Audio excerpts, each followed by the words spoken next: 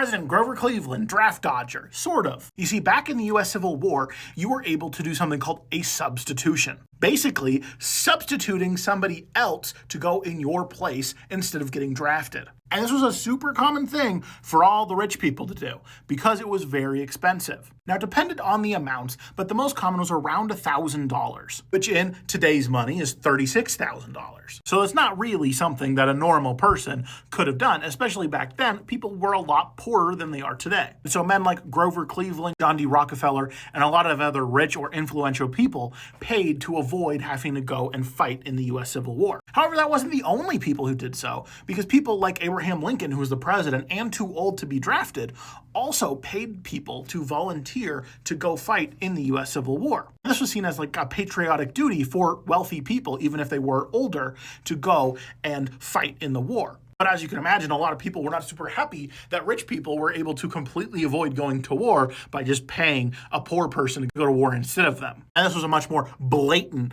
way of avoiding going to war versus in the Vietnam War, where rich people would just go to college to be able to avoid it.